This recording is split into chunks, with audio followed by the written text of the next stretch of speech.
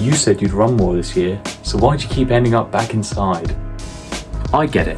It's raining, you've had a long day, and all your friends are already online.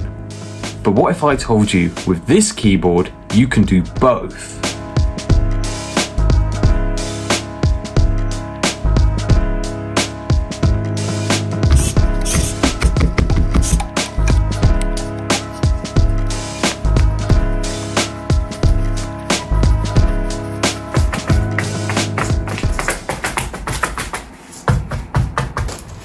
Changing the video, that first version sucked. But how did we get to this? I knew it had to do three main things. It had to work with the most popular games, it had to be easy to set up, and it couldn't make you so much worse at the games that all your friends would leave you. What is cycling if not round of running anyway? We can make this project a lot easier for ourselves by trying to turn that circular cycling movement into running motion. These will be perfect.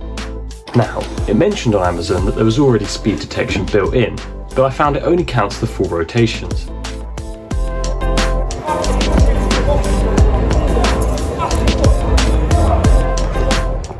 If I want this controller to actually feel reactive, I'm going to need something a bit faster.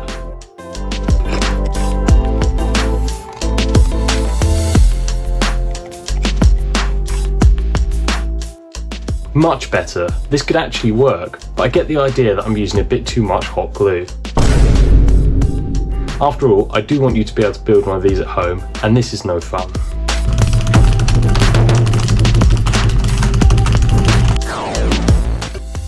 The rotary encoder. Direction detection, cleaner mounting, higher resolution. It is perfect. So perfect, in fact, that it's already been used for very similar projects. Instead of having to use this cheap plastic display that came with my standby, I'm going to have a full video game with all the data as I'm exercising and it allows me to run. These are all very cool, and they may have done it before me, but they are missing one key feature. I want to play FPS games and not suck. Mapping pedals to movement directions, using an external gamepad, or locking the user into specific games doesn't really help this. Mine works a bit differently. With mine you keep your keyboard, mouse and normal setup, you just add the pedals in the middle.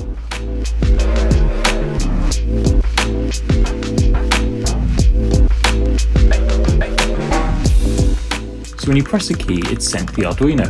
Pedaling speed is checked, and if you're fast enough, it lets the key press through. If you're too slow, the key press is ignored. If you pedal really fast, it will also press the sprint key. If you want to use it for any of these, then my version will be your best bet. To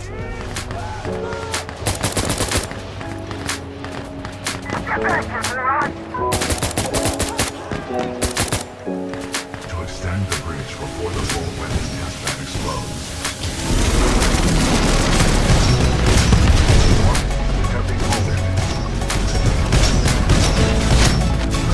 Мені пофігу, що у вас.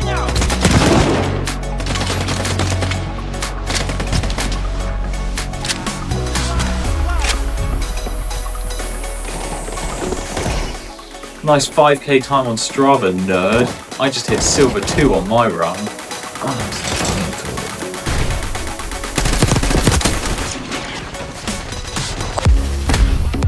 It's clear this controller is more suited to games that don't mind you moving. Trying to stop quick enough to shoot in Counter-Strike or Valorant was a bit challenging. One enemy remaining. As far as vehicles, these all actually work perfectly. It felt a bit weird, but it is useful. There is some issue in games that reuse the sprint key, for example changing zoom of your scope, and you're going to have to do some rebinds if the game supports it.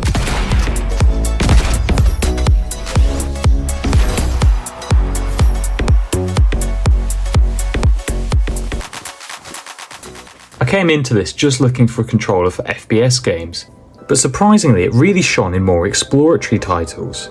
Running away has never felt so real, and walking long distances has never been so enjoyable. But By now I'm sure you want one yourself. I'm just finishing up a proper build guide with code, parts list and full assembly instructions. I can't wait to see you all get your hands on it and make all sorts of improvements. Get subscribed so you don't miss out.